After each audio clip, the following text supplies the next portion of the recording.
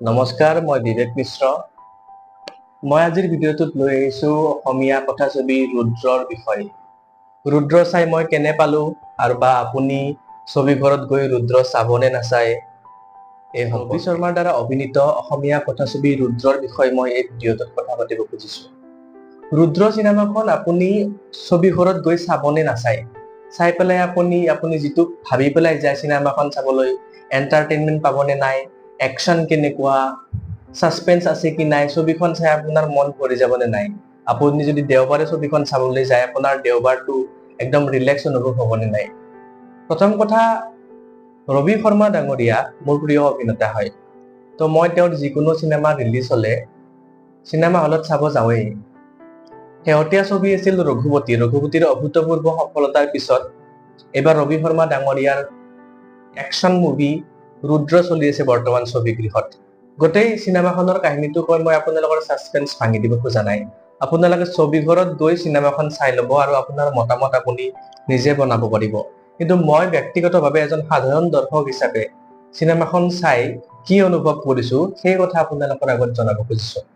আমাৰ অসমত চৰকাৰৰ বিৰুদ্ধে বিভিন্ন সময়ত বিভিন্ন ধৰণৰ ইনচাৰ্জেন্ট গ্ৰুপ, টেৰৰিষ্ট বুলি ক'লে ভুল হ'ব, মানে বিপ্লৱী সংগঠন গা কৰি উঠিছিল বা এতিয়াও কিছুমান আছে, আপোনালোকে জানে নাম নকলেও।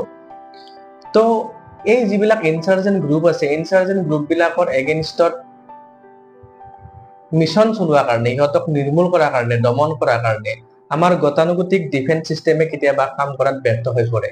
সেইকাৰণে দৰকাৰ হয় আমাক সিক্ৰেট এজেন্ট, যেনেকে আমাৰ ইণ্ডিয়া লেভেলত RNAW ৰ বুলি যিটো কওঁ আমি, ৰৰ এজেন্ট থাকে ন, সিক্ৰেট এজেন্ট। সিক্ৰেট এজেন্টৰ জীৱন কেনেকুৱা হয়? এজন সিক্ৰেট এজেন্টৰ জীৱনত নাথাকে কোনো পৰিচয়, নাই কোনো পৰিয়াল, নাই কোনো ইমোশন। তাৰ বেনামী জীৱন লৈ পেলাই অকল দেশৰ হকে কাম কৰি যোৱা মানুহজনে হ'ল বা মানুহগৰাকীয়ে হ'ল সিক্ৰেট এজেন্ট। তো ৰুদ্ৰ হৈছে এজন সিক্ৰেট। ৰুদ্ৰৰ কোনো পৰিয়াল নাই, ৰুদ্ৰৰ কোনো মা দেউতা নাই, ভাই ভনী নাই। এই গোটেই পৃথিৱীখনত ৰুদ্ৰ মাথোন অকলশৰীয়া, আছে মাথোন এটা বন্দুক আৰু কিছুমান সিক্ৰেট মিছন। আৰু এই মিছনতে ওলাই গৈছিল ৰুদ্ৰই। কিন্তু হঠাতে ৰুদ্ৰৰ জীৱন সলনি হৈ পৰে। ছুটিৰ সময়ত বন্ধুৰ সৈতে যেতিয়া গাঁৱলৈ ফুৰিবলৈ গৈ ৰুদ্ৰই প্ৰথমবাৰৰ বাবে পৰিয়াল কি বস্তু দেখা পায়, মৰম ভাল পোৱাৰ আবেগ অনুভূতি কি দেখা পায়, তেতিয়াই ৰুদ্ৰৰ জীৱন সলনি হৈ পৰে। আৰু কি সলনি হৈ পৰে আপুনি চিনেমাখন চালেহে বুজিব পাৰিব। ৰুদ্ৰৰ জীৱনত অনাকাংক্ষিতভাৱে বহুত ধৰণৰ ভাল লগা বস্তু আহে, কিন্তু তাৰ বিপৰীতে অবাঞ্ছিতভাৱে বহুত বিশ্বাসঘাতকতাৰ দৰে ভয়ানক ঘটনাও তেওঁৰ জীৱনত ঘটে। এই সমস্ত ভাল বেয়াৰ মাজত ৰুদ্ৰই নিজকে হেৰুৱাই পেলায়। আৰু কেনেকে ৰুদ্ৰই সকলো হেৰুৱাই নিজৰ জীৱন বেনামী কৰি গোটেই ভিৰৰ মাজত হেৰাই যোৱাৰ পৰা আকৌ কামবেক কৰি কেনেকে এটা ভাল জীৱন ঘূৰাই পায়, এই কাহিনীটো আপুনি দেখা পাব ৰুদ্ৰত। এতিয়া আহিছো চিনেমাখন মই চাই কেনেকুৱা পালো। চিনেমাখন মই চাই যদি কেনেকুৱা পালো বুলি সোধো, যদি মই ৰেটিং কৰো আউট অফ 10 ৰেটিং কৰিলে মই দিম ৰুদ্ৰক 7 আউট অফ 10। কাৰণ ৰুদ্ৰৰ কাহিনী ভাগ ঠিকেই আছিল। ৰুদ্ৰৰ একশ্যন, ৰুদ্ৰৰ যিবিলাক কাষ্টিং আছে, ৰবি শৰ্মা ডাঙৰীয়া বা গান, কেমেৰা এংগল, মইতো ইমান হাই ফাই ভাষা নাজানো বাৰু, কিন্তু মুঠতে চিনেমাখন চাই আপোনাৰ লাগিব যে এখন পুৰা মানে কি ব্যয়বহুল ছবি আৰু সুন্দৰভাৱে সকলো কৰা হৈছে।